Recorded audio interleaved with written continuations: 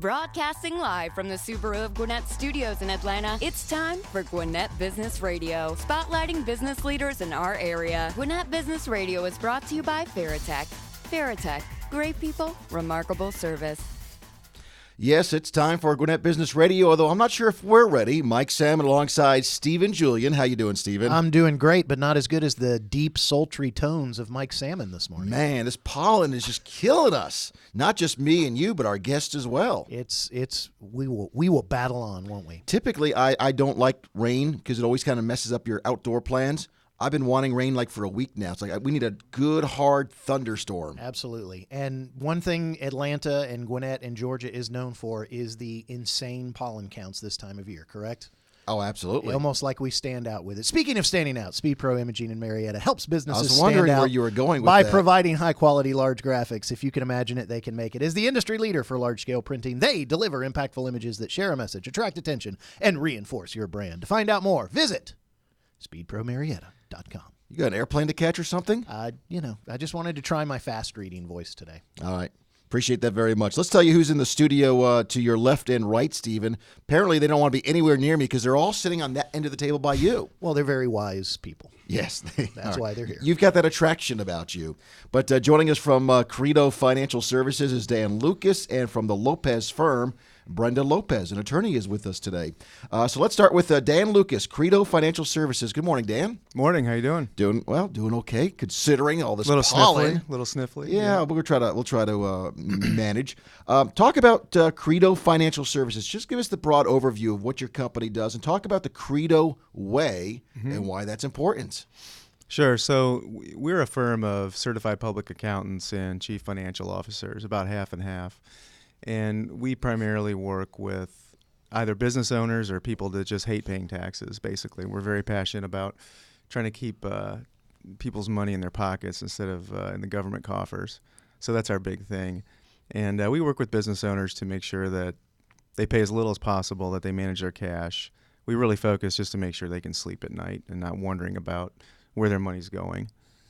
So we're really kind of financial gurus in the business world. All right. I have to ask the first follow-up question. I love the target market, business owners who are trying to pay as little in taxes as possible. Or, no, he said people that don't like paying taxes. Right, don't like paying taxes. As if there's people out there that do. Yeah, I was going to say, so that's a big target market. Are there any business owners that love paying taxes?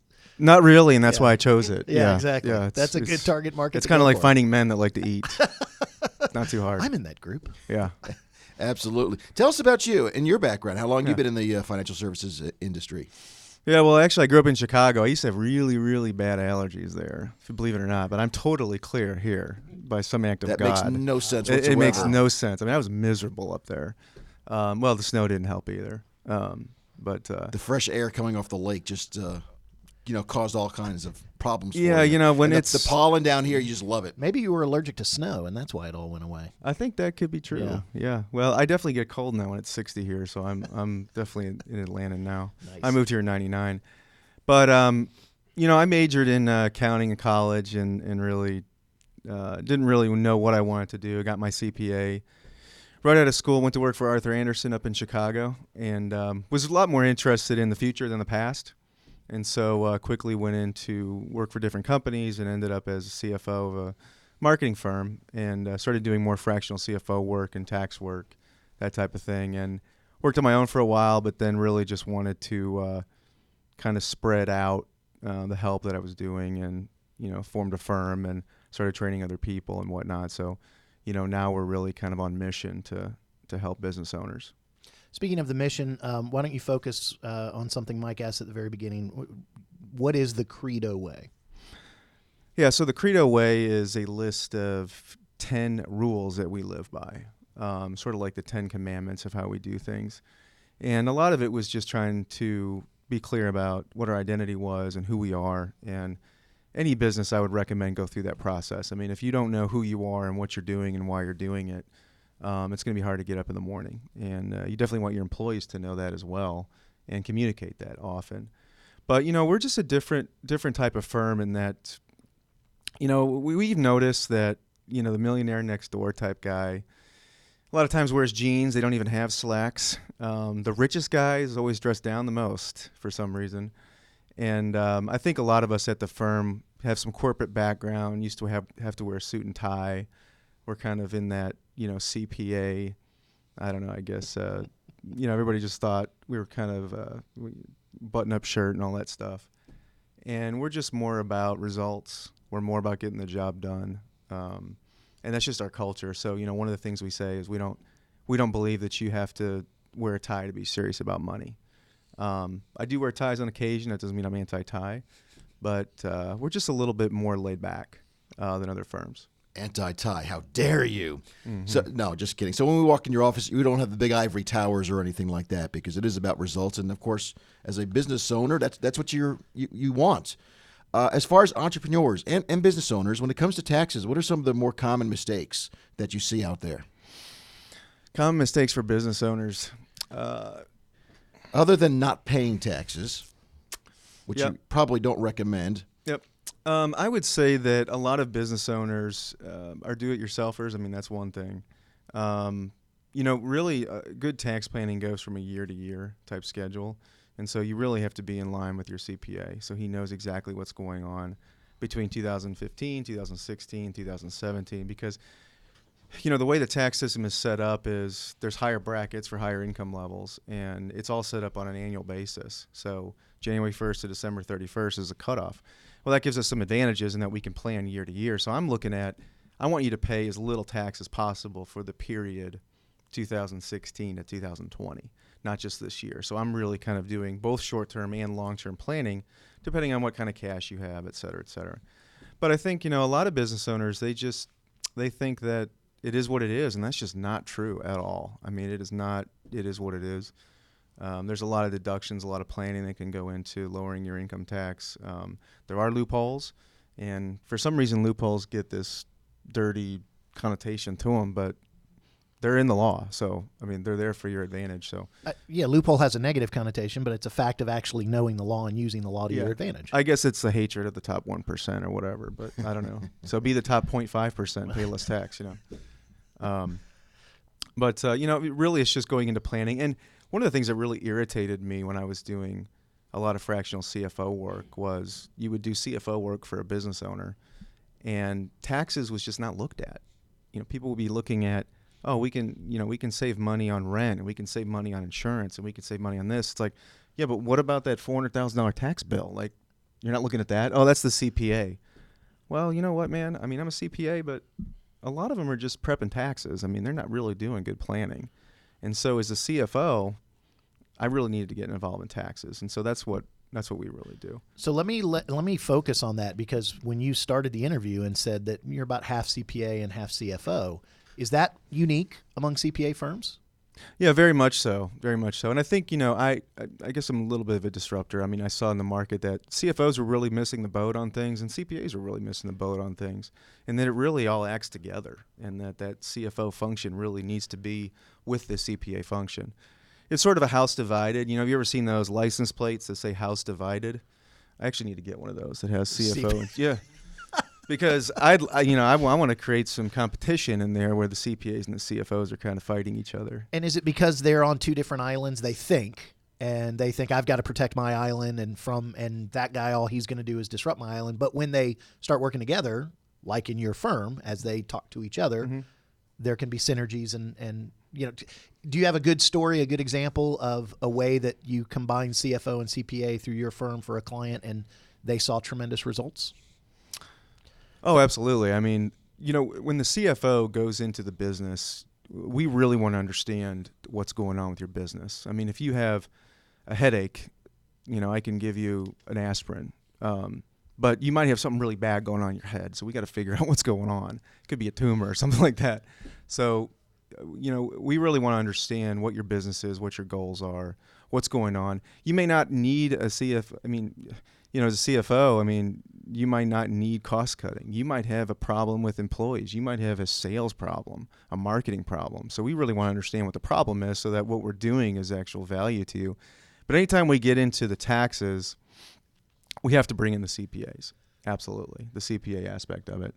And we work seamlessly so that, we're doing all the accounting, we're doing all the finance, we're looking at cash flow, and we're communicating with the CPA, because cash flow is important for taxes too. I mean, business owners have got to make these quarterly payments. It's frustrating. It's stressful. A lot of times they don't know what it looks like. So the CFO and the CPA have got to be lock and step on that. And no, I don't think there's a turf protection thing. It's just more of, I like a little healthy competition, in fact, of who's more valuable, who's providing more value, CFOs or CPAs. And I like to kind of stir that pot and let the argument go on that. We're talking with Dan Lucas with Credo Financial Services here on Gwinnett Business Radio. Mike Salmon along with Stephen Julian. And we're talking about saving businesses taxes, which every business likes. What are some of the areas that you really look at to help companies save those taxes? Where are some of those loopholes or areas where they can save a little bit of money? Well, most businesses are pass-through entities, which means that most companies themselves don't pay taxes. So they usually flow through to the owners. And I would say a majority of companies are single owners that we work with. We work with most companies that are anywhere from 1 to 100 employees. Okay. There's a lot of deductions like Section 179 deductions where you can invest money in different equipment and get a write-off. I love that Section 179. You were reading it last night, Oh, weren't you? absolutely. Yeah.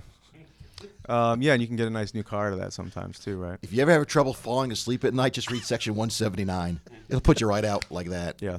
Get the executive summary, I'd recommend, yeah. But, as far as... A CPA and a CFO with a sense of humor, what do you know? Again, a value proposition that is unique in the It's industry. part of the Credo way, apparently. I don't have a tie on either, right? That's like true. it. We can attest to that. You're gonna have to repeat your question because now Well, I was gonna. all these rabbit trails we get on here. Let me repeat the question and add something to it, because he said, what are some major ways that businesses can save money on taxes? Let me add to that also through good CFO work. So save money on their cash flow, increase their cash flow and their bottom line. So feel free to jump into both of those that you guys have been able to see ways to help the average business owner. Yeah, so I think it's a multi-step approach, because we want the business to get the maximum write-offs, right? And even the accounting basis you pick can have an aspect on what your taxes are. After we cut down the business income as far as we can, then it flows through to your personal. And when it flows through to your personal, now we're looking at personal deductions, and there's lots of different types of investments that you can do that have tax advantages. Some you have to tie money up, some you don't. It just depends on what they're looking to do. A lot of times if your tax bracket is above 25%, I can do a lot for you to kind of cut it down to 25%. So those are sort of some trade secrets I'm going to leave out there. But You have to call him to find out exactly what. You're going to have to call me, to find out. And then there's tax credits. So, we can lower your business income. The business income flows through to you. I attack your personal income. And then when we get the tax bill down as far as we can, I attack it further with tax credits. So it's really a step-by-step process, and you kind of work it through the funnel. Let me ask you this real quick, because I know some people that kind of do what you do. They help you save money, and then they take their cut from what they help you save. So in the way they sell themselves is, we're not going to cost you anything. You guys are different. I mean, you're more of a traditional financial firm, I would think, as far as how you charge your customers. Yeah, I mean, actually, certified public accountants are not supposed to charge that way anyway. It's a conflict of interest. But if you do tax incentives like tax credits, you can't do that. So in other words, if, let's say you're doing retraining credits or job opportunity credits, if we're looking for that, if we find those, we can get a cut of it. When you come into a conflict of interest, like if you come to me and say, if you save me money, I'll pay you a percentage of that savings. That's just a moral hazard. That's a conflict of interest. So we're not supposed to do that. Let me focus on a phrase you use, which is fractional CFO work. And Mike kind of went in the interview and said, what are the mistakes businesses are making when it comes to their taxes? Let me ask you to expand on what are the mistakes businesses are making when it comes to their CFO, because most businesses, especially the ones you work with, they don't have a CFO on staff. They're their own CFO. So what are some real common CFO mistakes that small business owners are making? That's a great question. I think the word CFO is thrown around a lot, kind of like, like what? Everybody's an advisor, Exactly. everybody's an accountant, because you'll see somebody has 3 days of QuickBooks training and all of a sudden they're a CFO. Your CFO is usually an expensive person, and they should be looking to the future and they should be adding value. In other words, if you have an accountant, I get the fact that a lot of times you're paying them to stay organized and take care of things that you don't want to do, so they save you time. But the CFO should be an investment. I mean, if you're paying money to a CFO, that CFO should be able to show you that you paid me this and the value added was this. And it obviously it should be in your favor if you're investing in the CFO. And that's because they're looking to the future, right? They're looking to the future. They're taking your plan. They're building the finances around that plan, making sure there's enough cash to execute it, and advising you on that so that hey, you know what? That's a great idea, except that's never going to happen unless we get $1 million. So I'm going to have to go out and get that for you. And I don't know if you guys know this, but a lot of entrepreneurs, they can be easily distracted sometimes, and I'm included in that, I guess. But really, lots of great ideas. But I think they appreciate somebody that can kind of tell them, hey, that's a bad idea, and here's why I think it is. If you can't explain yourself, you're never going to get to them. But you have to explain to them why. But then also you got to make it happen. I mean, you got to make rain. I mean, if the CEO has a strategy he's trying to implement and he knows it's going to work from a business perspective, you got to make it happen. I mean, you can't be a CFO. You have to be a CFO. And so tweet that. You can't be a CFO. No, CF no. You can't be a CF no, be a CFO. Right. So if somebody says, look, I need this and this and this, or I need, this is my business plan, and you need to raise money, well, you got to go get it. And if your CFO can't do that for you, then you don't have the right CFO, or they're not a CFO. I see a lot of controllers, and controllers are great, and controllers make 6 figures and everything, but a lot of those guys are looking to the past, and they're trying to keep things in line for you. CFOs, they should be adding value. I mean, they should be making it happen. They should be your right-hand man. So that's what we focus on. And small businesses it's such a disadvantage. Larger businesses have more resources. They can go hire that big CFO, et cetera, et cetera. And a lot of times the CEO has to be the CFO. Somebody has to be the CFO, right?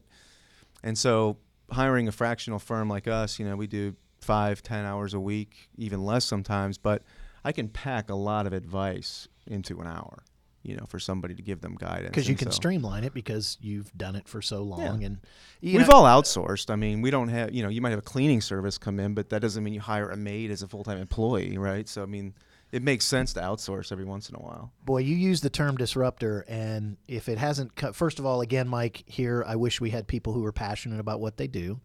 But what's amazing is, especially in your realm of CPA and CFO, there's reactive and proactive, and there's a lot more reactive than proactive, which is why you probably call yourself a disruptor, because the proactivity of what you're doing comes through loud and clear. And there's no question in that. I just wanted to make a comment, a testimonial about what am I hearing. I call Steven a disruptor all the time, but it's for different reasons. Yeah, that's a bad disruptor. This is a good disruptor. Well, I think that's why I'm in my own business. I mean, I had worked for other people, and I was just always questioning things. Like, why do we do it this way? This is really dumb. This doesn't add any value to the client. We're like, well, just shut up and do your job. Okay. Because we're billing him for it. Yeah, exactly. We're all getting rich, so whatever. You're listening to Dan Lucas, CEO of Credo Financial Services. Dan, great stuff. For those that want to find out more, some business owners that are listening to you that would like to reach out to you, give us your contact information, website, all that good information. Yeah, so our website is credofinance.com. Actually, we have another website called CredoTennisChampionships.com, and we have a tennis tournament that's benefiting Hope International this summer at St. Ives Country Club. It's going to be the 2nd annual. Last year we had guys like Donald Young out there playing, so that was really fun if you guys know anything about tennis. So those 2 websites, again, CredoFinance.com and CredoTennisChampionships.com. I can be reached at dlucas@CredoFinance.com, and our number is 678-802-8800. When you need that celebrity doubles team, Steven and I are ready to go. Well, we're looking for sponsors, so if you guys are up for it, we can talk about that later. Ooh, I'm a tennis guy. We'll talk after the show for sure. Dan, thank you very much. Appreciate it very much. Thank you. And now for some words from my no-host, Steven Julian. Wow. Thanks. I'm going to love doing this reading. I'm sorry. I'm a little loopy from all the pollen out there. Wait. You love. Something tells me you're going to tell us about Subaru of Gwinnett. That's right, because love is what makes a Subaru, Mike. You can get big savings and enjoy a hassle-free experience. Subaru of Gwinnett is where people sell cars. You can visit SubaruGwinnett.com and join the family today. You can come in and see the difference. Maybe you're already a Subaruist, then you can follow Subaru of Gwinnett Facebook page for the latest Subaru offers, news, and community events. Their lot is right around the corner from our studio, so we love them as neighbors, and I'm sure they'll be around sometime soon. And when the show's over, we can all go over there and jump in a Subaru. You're stretching it now, aren't you? I am. Just I'm read trying the to- stupid thing. I'm trying to not be called the no host. Holy cow. Wait a minute. Hold on. Hold on. Dan wants to say something. Have you guys seen that Subaru commercial with the crash with the lady that has the kid in the car? Yes, Yeah, that was a good one. that was a good That one. really kind of hit me. I liked the one where they said, and they survived. You know, they showed the car, and they go, oh, and they made it. They made it. They made it. That's a good one. Are you two done now? Yes, Mike, Okay. you can go on. All right, our next guest has been waiting patiently. God bless her. We appreciate her very much. Brenda Lopez from the Lopez firm. Brenda, hello. How are you? Well, good morning. Thank you very much for the invite. Yes. Are you suffering from the pollen as well? I am just a little bit, either that or cold. I don't know anymore. There's probably people out there right now, and they're listening to this podcast like in the middle of the winter. Like, what are they talking about? But as we do the show live, it's like late March, and the pollen is just like covering everything. It's horrible out there. My car is green. It's typically tan. It's now green from pollen. I thought it would be yellow, Mike. No, it's whatever. All right. It's the blend, get to the- with the Well done. car, Well car done, color. Brenda. Yes, that's what it is. Just try to understand what I'm trying to say. Just go with it. But I know I called you a no-host instead of a co-host. I understand why you're a little upset right now. So I won't do that again. Forget about me. Let's talk to our great guest, Brenda Lopez. The Lopez firm. You're an attorney, Brenda. Tell us all about your firm. That's correct. I'm a boutique immigration services. That's the type of legal matters that we handle at the immigration firm. I do a whole host of different immigration services, everything including removal defense in immigration court and everything else on the side of a lot of family petitions, filing on behalf of family members to either adjust their status or come into the country. And then a lot of broad range of services, including citizenship, naturalizations, and different visas that are available throughout the process. Well, you're in a great location. You're based in Norcross, which is where your office is, according to this. And, of course, Gwinnett County, with an open-door policy. I mean, we have so many folks coming from all different countries. So I'm assuming most of your casework and businesses here in Gwinnett County. Do you serve other areas as well outside the county? Yes, actually, it's a broad metro Atlanta, primarily. Fulton, DeKalb, Cobb. And I do have actually some clients in Charlotte or North Carolina because we go to Charlotte Immigration Court, which isn't that far away, about a 4 hour drive. So they do expand. I have some clients that are actually in Virginia and some in California, but that's just happenstance because a lot of the work that we can do, that's not immigration court related, can be done even if they are outside of our metro Atlanta area. Brenda, a lot of times when we have business owners sitting in here, one of the questions we'll ask is, how does a client start? What does it look like when they start and they meet you for the first time? When it comes to immigration law, are there many different starting points? Is it there's so many different kinds of situations that you find yourself in? Absolutely. That's actually one of the things that I like, that every day and every case is very different. Even though some of the process is pretty similar, a lot of the facts and situations are always different. And I always tell folks, especially, and I think this is true for just all practice areas in law, but specifically in immigration, that no two cases are the same. And so the devil is in the detail in terms of figuring out where a person is. And so, people can start in a lot of points. I have clients that are in midway through a process, but for one or another reason, either are just hiring an attorney or deciding to change attorneys. It's really hard to pinpoint sort of like where we start with a client. So would there be some tips that you would give for an individual about starting? One of the things I say in my day job is it usually starts with a question. Usually people need my services because it starts with a question. Do they need to wait until they get some kind of letter, or do they need to start early? What kind of advice would you give to somebody? No, absolutely. No, don't start till you get something in the. I do find myself with a lot of clients that come in because they've started processes on their own, and then at some point they've gotten requests for additional evidence, or they've gotten decisions of denials, or just something happened where they haven't had any contact or basically any contact with any of the immigration agencies that we deal with, because we deal with different immigration agencies. So I think that definitely the one of the advice that I try to give to people is don't start on your own. Definitely, come see us, come have a consult. And the other thing is that I need a consult, because most people call and the first thing they ask me is like, well, can I do something, to regularize my status or to process a visa for an employee? And I always say, it's like, imagine if you go to your doctor and you tell them I have a headache. What's wrong with me and what's my treatment? I'm like, that it's really hard to just tell you off the bat what options you do or don't have available without actually a sit-down consult. And one of the things that I like about having a boutique immigration services, which is different from basically going to a larger kind of high volume law firm, is that you get that person-to-person contact. The consults are actually directly with me. You're not dealing with an assistant or a paralegal or some third party that's kind of like checking you off through a list. And so we have a lot of one of the things that I like is that personal contact, personal relationship with the client. Tell us more about Brenda Lopez. How long have you been in an attorney, and why specifically? You mentioned earlier that you like every day is different, but what was it that maybe turned you towards immigration specifically as well? But the why is probably just life circumstances. Just things happen that way. I've been in practice for 5 years as an attorney, but actually even before going to law school, I was a paralegal at doing immigration matters with an attorney at that time. So I definitely had that background in immigration matters prior to law school. So that was one of the situations. The other thing is a lot of I do a lot of advocacy work. I do a lot of volunteer work with different organizations that promote civil rights, political representation, political advocacy, general advocacy in general. And as you mentioned, right, obviously Metro Atlanta, not just Gwinnett County, is very diverse communities with a lot of immigrant communities in addition to that. So I've worked a lot within those communities, and so that just kind of that's what I mean when sort of like life circumstances kind of led that way.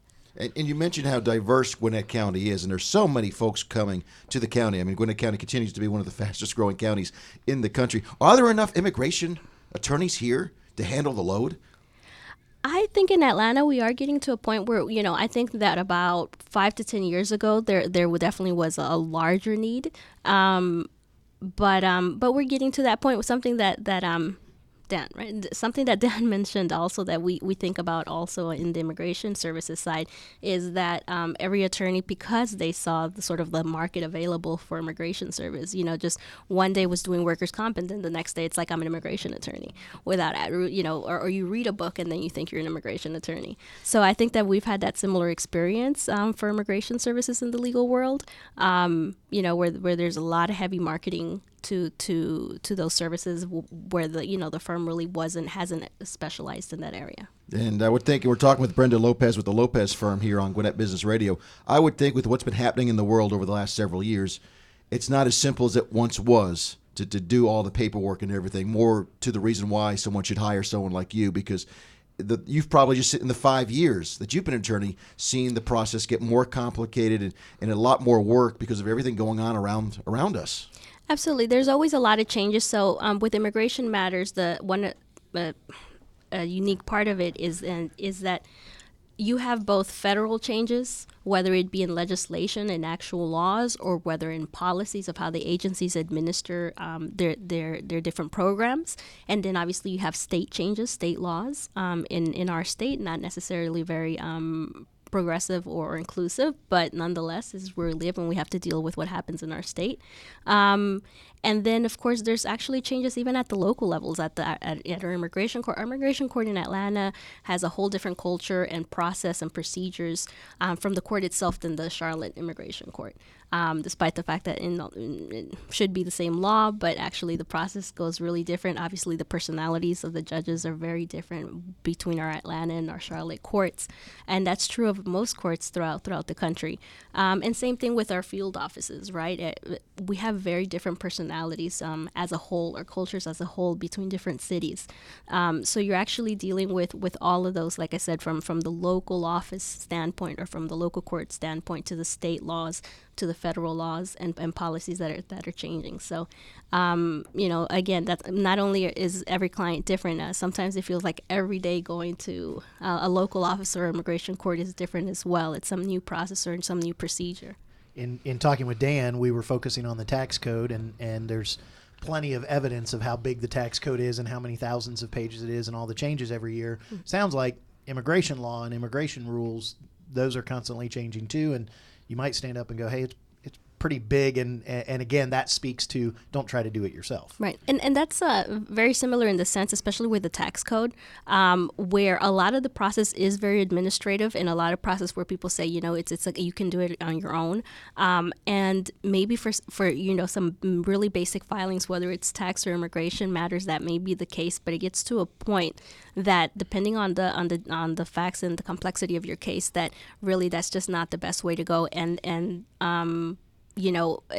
I think that the IRS is probably as unforgiving as immigration services, where improperly filed forms or errors on the forms themselves makes a huge difference in your life. For person's tax code, I guess, I don't know, maybe you could end up owing more money than maybe you oughta, but for immigration matters, it may be a difference between you being able to stay in this country or not. So it's a huge risk. Brenda, I think the topic of immigration, it's like our noses. Everybody's got an opinion. Everybody's got a thought on it. And I think sometimes as I listen to the ongoing conversation about immigration, I think sometimes we focus too much on the negative side of it. You being in the trenches every day, you working with individuals, going through immigration properly, what's some of the good news that we don't hear? What's some of the positive things that you've been around and that you've noticed, whether it's laws, changes, or just some of the experiences of some of your clients? Yeah, what we hear about most in the news is the issues that we've yet to deal with, which is with the unauthorized population. And people are unauthorized because there is no option to regularize your status. If there were, people would do that very quickly, very happily. But that's the bulk of what we focus when we hear about immigration in the news. On the other side of sort of how immigration processes when there are options available. I mean, it's basically serving, especially the employment or employment side of immigration. It serves a very vital need of actually bringing or processing foreign workers for a lot of specialized services, whether it's computer science, whether it's doctors. There's obviously a lot of investor visas available for people that can invest heavy amounts in areas that need investment. It's not just that, I want to invest anywhere. That's kind of something, a misconception a lot of people have. But so it provides a lot of vital labor source, both at what is called skilled and unskilled. I don't like the distinction, because even for a lot of what's considered unskilled labor, agricultural, industrious labor, job employment available opportunities, I don't think it's a very unskilled work. It requires a lot of skill to do a lot of this work, and a lot of skill that, quite frankly, either here in the United States, we don't want to do that work. I don't think many of us want to go around picking any sort of vegetables or fruit. But it takes a lot of skill to do that work. Once you see what needs to be done and how you need to know about handling crops and how to not handle them and care for them and do the harvesting and the plantation part. So I don't like the distinction between skilled and unskilled work, but that is what it is, at least in law. And so if it weren't for the availability of some people to be able to come in those type of visas, we wouldn't have food, for starters, and a lot of the other services that we rely on. Brenda, before we let you go, though, you're also getting involved in politics. Tell us a little bit about what you're doing there. Yes, well, I happen to be running for State House as well. lot of biographical information about that, issue statements and biographical information about myself at BrendaLopez.com if anyone's interested in joining us or helping us with the campaign. It doesn't matter where you live. You can be a volunteer no matter where you live. All I need you to live in the district if you're going to vote for me.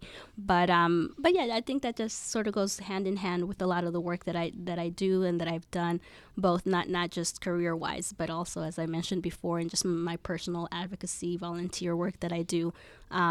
Always been heavily interested in education, access, and opportunity for folks. It's obviously what got me here today. And so, just a lot of the work that I know and that I see that there's a need for. And my district is actually in Gwinnett County. I live and work here. So I've known the area very well. I've been in Gwinnett County a little bit over 10 years, but in Georgia for 27, so most of my life. Great. So BrendaLopez.com for that, and we appreciate that very much. That's awesome. For those that want to find out more about your practice and may need your services as an attorney, give us all that information. Absolutely. You're welcome to email me at the email is Lopez, Lopez, at lopezfirm.com. And the phone number for the office is 678-693-3836, 678-693-3836. And again, that email is Lopez at lopezfirm.com. That's usually the best way to reach me. We're on Facebook, too. If you just look us up as the Lopez Firm, LLC. You can follow and send us messages through Facebook as well. Great. Brenda, thank you for joining us. Thank you so much. Stephen, you got one more piece of unfinished business. Absolutely. I just wanted to let you know that Farratech, who is the sponsor of this show, has been in business for 25 years by manufacturing top-of-the-line toner supplies and offer outstanding customer service. Farratech offers a 100% guarantee on all Farratech products, so you know that they stand behind their quality. For more info, visit Farratech.com. That's Farratech.com. You know what I was doing while you were reading that? What were you doing? I was on the computer here taking a quick test on QuickBooks. I'm now a certified CPA. No. You're a certified QuickBooks Pro advisor is what you would be, right?